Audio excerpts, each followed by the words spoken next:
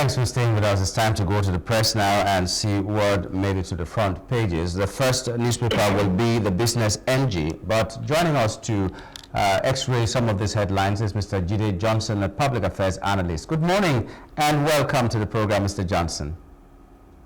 Good morning, Nyamgul. Good morning to our viewers all over the world. Thank you for having me, Nyamgul. Welcome back from sabbatical. Thank you very much. I don't know what to say to that. But, okay, let's begin. Right now, you are on Zoom, and a lot of Nigerians are facing some problems. The first headline here is Nigerians struggle as NCC approves 50% data rate increase. Even right now, we don't know if it's 100% because you barely use whatever you subscribe at any point in time, and it is gone. So I don't know what you feel about that. NCC has approved 50% data increase yet again. Well, this is what we voted for. In any case, this will teach a lot of Nigerians a lot of sense. And come 2027, beyond the party slogan, campaign team, and political rhetorics, people will actually ask for the manifestos of those that are contesting the election and to know what is their blueprint with respect to economy, with respect to health, with respect to education, with respect to social infrastructure, with respect to agriculture before voting for them.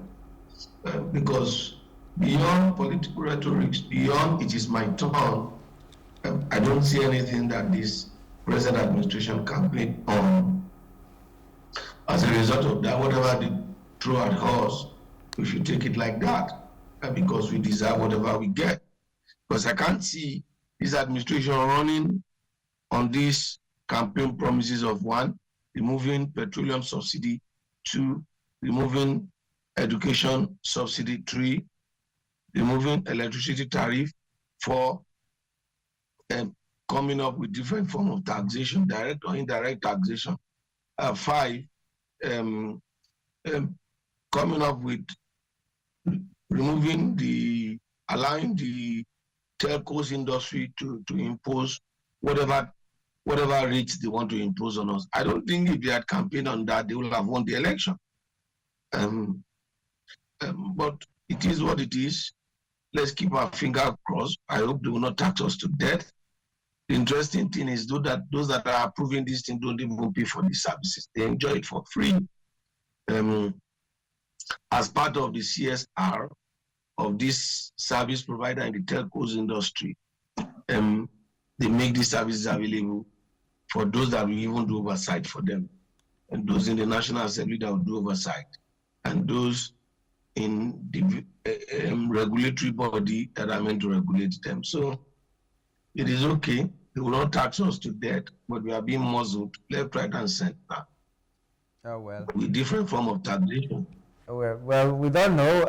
It's just a prayer that they don't tax us to death, because some of the people who are glorifying this administration are saying that is because they are taking bold steps, according to them, that another government couldn't have taken. So these bold steps are the reason whole states are moving to APC, whole local governments are moving to APC and all that. And I don't see a significant change in 2027 if till now the people do not even know that whatever you do at the grassroots is what translates to the national.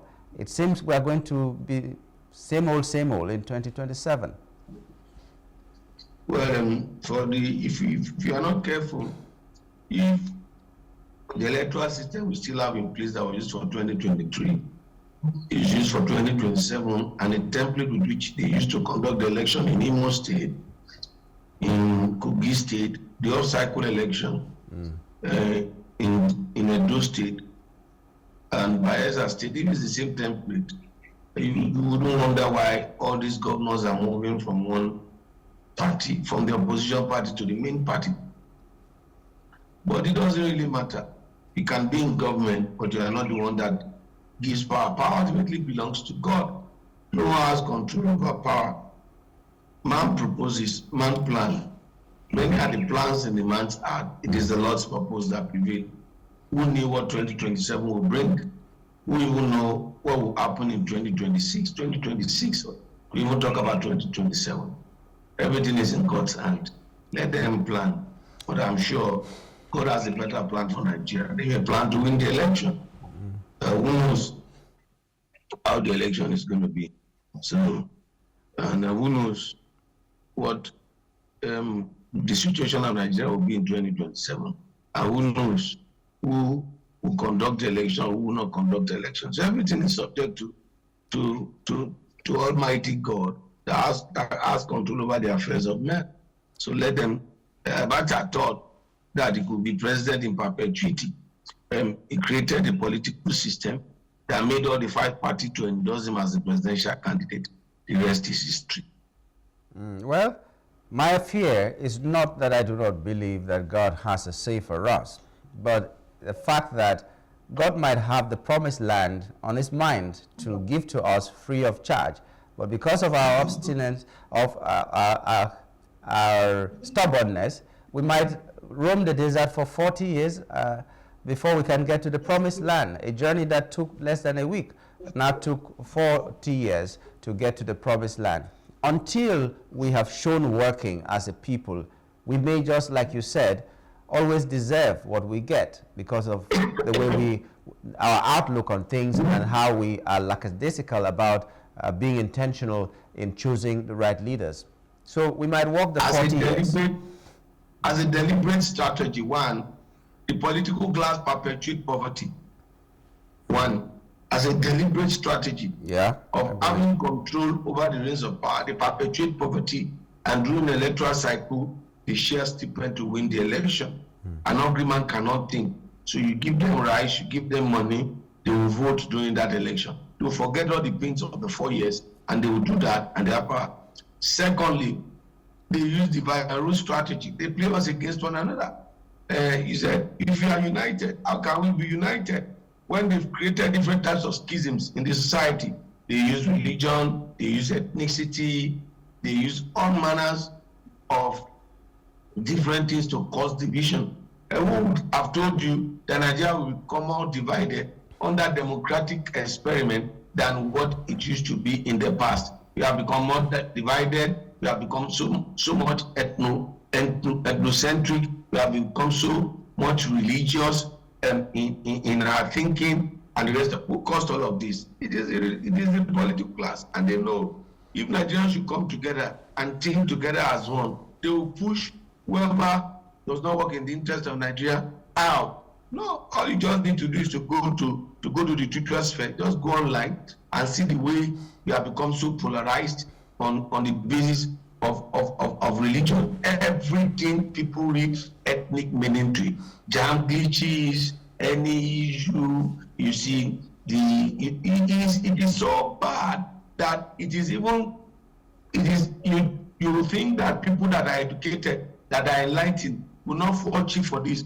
But unfortunately, majority of those that perpetuate this nonsense, this division of, oh, it's a Yoruba man, Yoruba Ronu, Obidiot, Igbo this, Igbo that, Fulani this and that. They are the educated ones. Even the people in intellectual communities, people that you think that belong to the ivory tower, that have no sense of identity and have no semblance of intelligence, promoting primordial ideas. Okay. Just as a follow-up to that, on the Punch newspaper, we have a small headline down left corner, and it says that National Assembly divided as compulsory voting bill advances. This bill has been read the second time, I think, and it is making, it is to make the voting in Nigeria compulsory. I don't know what you think about that, compulsory voting, so that according to them, it will make people come out more. That tells you their priority. Their priority is about power. Wherever any man or woman or system devotes too much attention to, it tells you what his priority are, based on the basis of scale of preference and choices among alternative or among competing needs rather. Down, They didn't do compulsory that you must have light. Compulsory. They didn't do compulsory education. They are not doing that. Every Nigerian should have compulsory, comprehensive health care system, insurance system. They didn't do that. They are doing compulsory routine. They need to have their head examined. They don't even know what to do. If they say if they pass that law will be challenged. In actual sense, there's no election since I was 18 that I've never voted. If they pass that law, I won't vote out of sheer protest. You can't. It's my free will. Yeah. Franchise is the right to vote and to be voted for. And rights are not imposed. Rights are based on free will. It tells you the mindset of these people, that if they couldn't think of this, you can imagine what they are thinking of in turning you and I to robots, in turning you and I to be an appendage of the state. We are now moving from authoritarian government to dictatorial government. So they will be dictating to us, you must vote. I don't want to use words that people will find insulting and degrading on this space. But the most important thing is that those that are behind this particular bill, I think they need to visit a mental institution for them to have a mental checkup to see whether they are thinking right or they are thinking wrong. Okay. Now, parents fear WAEC UTME overlap as receipt begins today. This hullabaloo about the UTME and Oloyede coming to say that he takes responsibility and all that, and then they give them less than a week to receipt the exams and all that. And parents are concerned because WAEC is on, or is about to start, and then the JAMB receipt has begun maybe today, I think, the 16th day of May 2025. I don't know what you think about all this that is happening. JAMB has accepted responsibility, but in few places, and this shows at least a lot of people believe that these things may have happened in other years, but because it was not as monumental as this year, that is why we didn't get to know about it. So let me hear your thoughts on whatever is happening about JAMB and the glitches, the supposed glitches. Was JAMB acceptance of responsibility a product of internal inquiry or product of external pressure? No. And like you said in closing your question, will this have been the first time that this will happen, or will this is it as a result of the pressure this year? This happened as a result of pressure. First and foremost, Oloyede has done tremendously well. Professor Oloyede has done tremendously well.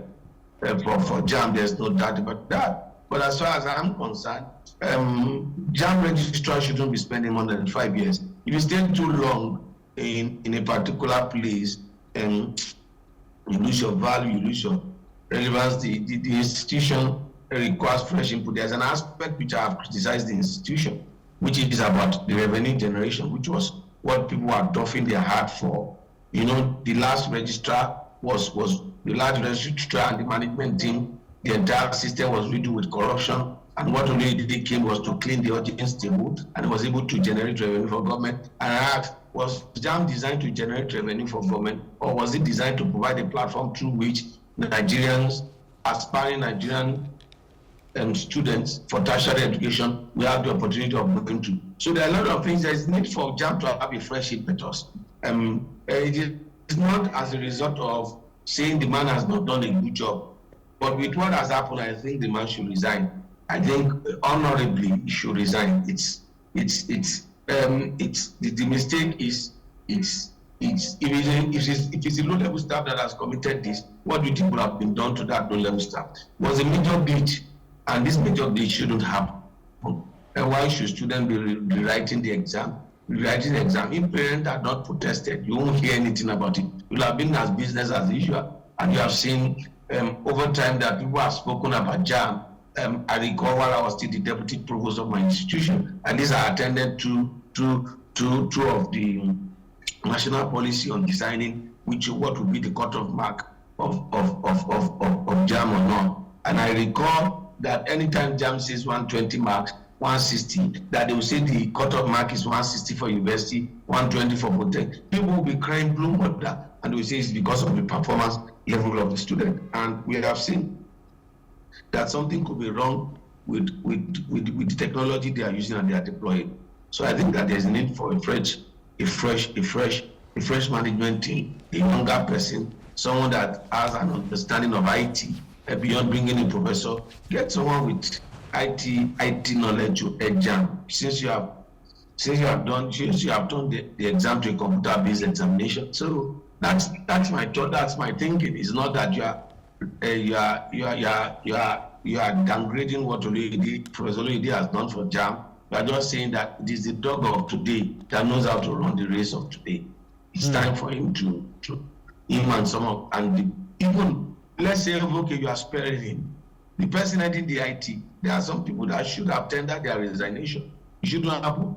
5 states, and it's the destiny of some children. You are talking about the result. You are not talking about the mental health of the victims of this glitch. Some of them might not recover from it forever in their life. There was a report that one person at least committed suicide because of the low grades that she had in JAM. Whether that was just coincidental or true, there are no superior evidences to show that it didn't happen because of what happened in JAM. And so there could be losses, like you said. Mental health may be impacted in so many of these people, maybe not even in the states that the glitches were reported and all that. And it gives me worry that WAEC and NECO is also trying to adopt this system, which is giving us problem even in JAM that has a fewer number of people and less days to write.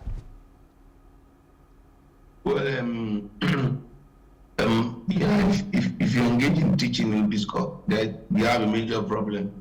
And then WAEC and NECO are trying to go to CBT when even the students have become lazy, they can't write. I think WAEC and NECO shouldn't adopt this. I think it should still be left for JAM, and we should still maintain the status quo: writing, speaking, listening, and the rest of it. How much can this present generation do when it comes to writing? What's their understanding of literary appreciation? What's their writing skill? What's their listening skill? What's their speaking skills? And then you are now want to base everything on technology, and then you are relegating their ability to think for themselves. Human mind is bigger and stronger than any computer system that you can develop. Human mind, in actual sense, people are talking about AI and the rest of it. Who designed AI? Was AI designed by itself? It was designed by the human mind. Human mind, the capacity of the human mind, if you don't allow it to develop at the formative stage of children growing up, and you make them to become highly dependent on technology at the early stage of their life, then they can't think, they can't write. They will now depend on technology to think and write for them. It is well, we are turning our children to robots. We're not turning them to superhuman beings that can create different technology that will take us to the 22nd century and beyond. I don't know if they are seeing this, the policymakers are seeing this anyway, but you talked something about the fact that JAM shouldn't have been a revenue-generating institution, but it seems as if that's all the government cares about, because there's now a report, we're going back to the Business NG, there's a report that the Speaker of the House of Representatives is crying out that 75% of Benin imports are headed for Nigeria. That means all the things that should have come to our ports because of bureaucratic bottlenecks, because of delays in the ports, because of the cost in the ports, they are now going to Benin and ultimately now coming into Nigeria. So we're losing money even when the people at the borders and at the ports are saying they're making more revenue. So I don't know how we can marry these two together, making things easy for businesses to thrive and generating money from a particular place that shouldn't be primarily for generating that kind of income. So I don't know. Are we not losing more? Well, you see, the challenge we have is there is no coherent policy direction for us when it comes to what is the thinking of the presidency and the executive with respect to what you are talking about? What is the thinking of the National Assembly? Now, if we talk about the National Assembly, what is the thinking of the rep and the thinking of the Senate concerning what we do in terms of the duty we collect and what type of tariff we impose on goods that are imported into Nigeria, and how other African countries are using less tariff, particularly those that are neighboring countries. You are talking about Benin Republic. You are not talking about Niger. You are not talking about Chad. How goods and services flow from these countries as a result of low duty on import.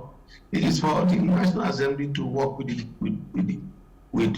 customs, to work with the executive on what they need to do concerning that. Not for him to complain on the floor, but rather there is a committee on that. Let that committee look into that and let them come with a policy and share with the executive. There's no doubt that our borders are porous. There are too many ways in which you could penetrate Nigeria by bringing in goods and services from other African countries who have a lower tariff compared to what we have in our own. Besides that, what do? You make your own to be competitive. Nigeria is the largest market you can think of in Africa. And if you are the largest market, don't allow small companies. You see what Trump did with Mexico, let me pronounce it the way they pronounce it, and Canada, imposing tariff on them because China and other parts of the world are exploiting United States of America, which is also the largest market you can think of. Now they take the goods to Mexico, they take the goods to Canada, bypassing America. So America, Trump imposed tariff on Canada, imposed tariff on Mexico, so that there can be a direct negotiation between America and these countries. And that's what we need to do. We need to look into our tariff system. We are the one consuming, other countries shouldn't be making money from us. But because what our government is interested in is imposing tariff on you and I, is imposing different type of taxation on you and I. Have you not seen that governors, since Nyamgul has become president, they have never collected the kind of revenue they are collecting revenue before. The kind of allocation that goes to the local government, the kind of allocation that goes to the state, each of the House of Rep member collects 1 billion monthly or what have you. At whose expense? It is at the expense of the cost of living of every Nigerian. It has the expense of standard of living of every Nigerian. Yeah.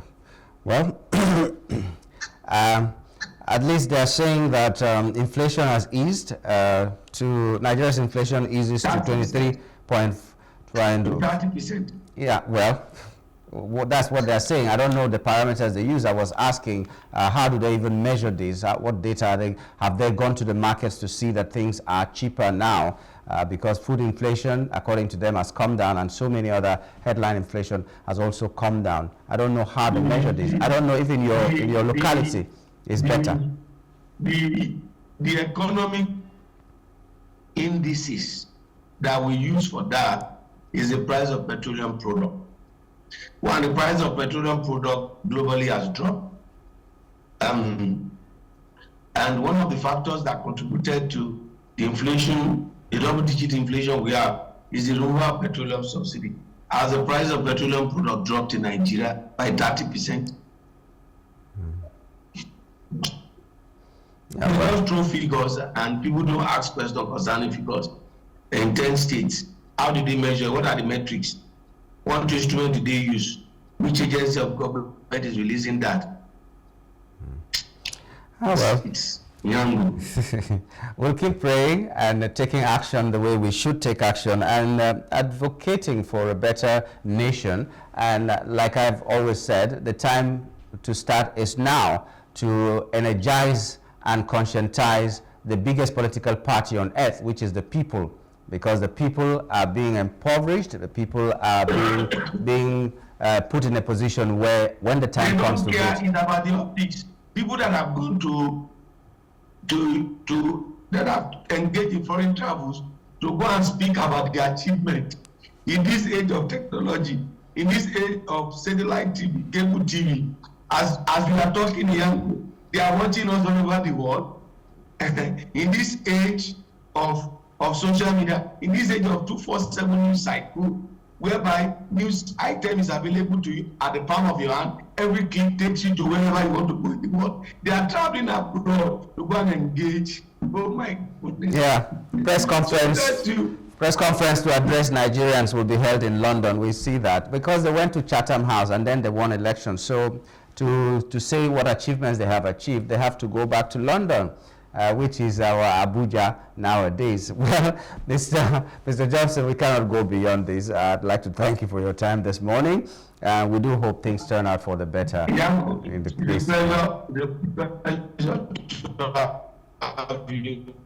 to have you around. Have a wonderful weekend. Thank God it's Friday. Thank God it's Friday. Thank God it's Friday. We'll go to sleep. At least that we can afford. Okay, we'll be talking with Mr. Jide Johnson, the public affairs analyst, looking at some of the headlines. We will take a break now. When we return, we'll be looking at mental health, because this is the month for mental health awareness. Stay with us.